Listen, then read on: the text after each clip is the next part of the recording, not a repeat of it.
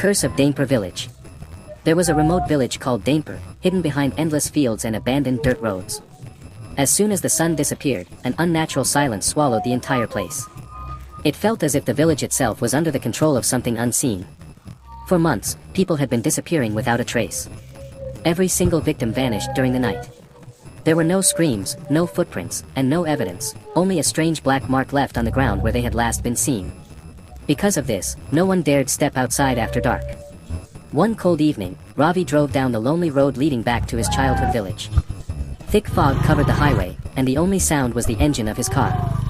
As his headlights cut through the darkness, twisted trees cast long shadows across the road. For a brief moment, Ravi thought he saw figures moving between the fields. He shook his head. "I should have stayed in the city," he muttered. "This place gives me the creeps." When he finally reached the village square, it looked abandoned. No stores were open. No children played outside. Even the stray dogs barked nervously into the darkness. Ravi had returned only to settle paperwork for the land his late father had left behind. Walking toward his old family home, memories flooded back, but something felt different. The house looked older, darker, almost as if it had been waiting for him. Just then, he heard a familiar voice. "Ravi." He turned around. It was Maya, his childhood friend.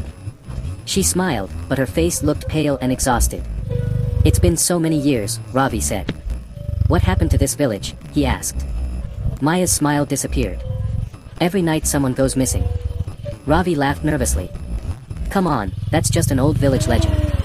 She stared directly into his eyes. "If you keep thinking that, you won't survive the night. There are whispers after midnight," she continued.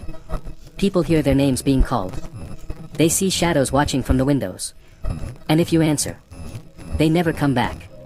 A chill ran down Ravi's spine. That night, he stayed alone inside his family's old house. The wind rattled the windows. The wooden floor creaked by itself. Then, someone whispered his name. "Ravi." He froze. The voice sounded exactly like his late mother. Slowly, he looked outside. Nothing. Only fog.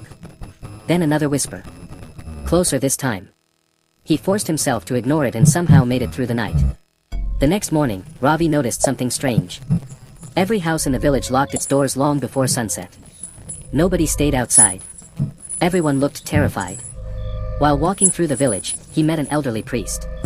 The old man looked at Ravi with deep concern. "You shouldn't have returned." Ravi frowned. "Why?" "The curse is connected to your family's land." The priest explained that decades earlier, Ravi's grandfather had destroyed an ancient temple that stood on the property. The temple had imprisoned a powerful guardian spirit that once protected the village.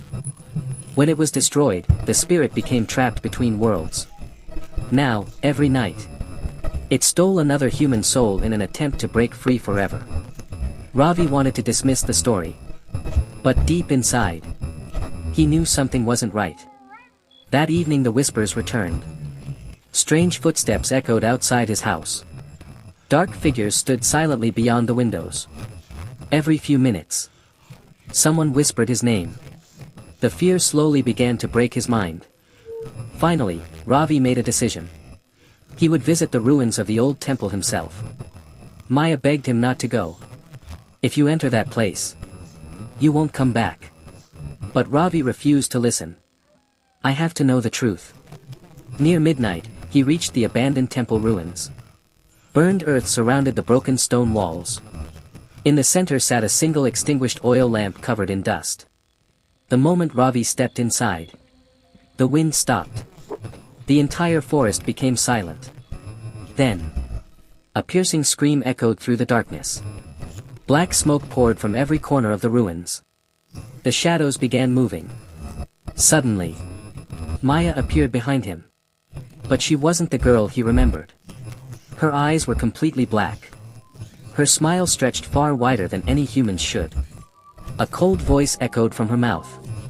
"You finally came. I've been waiting for you." Ravi stepped backward. "What are you?" She laughed. "The curse chose me long ago. I've been feeding it every soul it demanded. But your soul will finally set me free." The smoke wrapped around Ravi like living hands. He tried to run. He screamed for help. But no sound escaped. Within seconds, he disappeared into the darkness. The next morning, The villagers found only a single black mark burned into the ground. Ravi was gone, just like everyone else before him. From that day forward, the fog around Dhanepur grew even thicker. People claimed they could still hear Ravi calling for help somewhere deep within the abandoned temple. And every night, a woman with empty black eyes wandered through the village, searching for her next victim.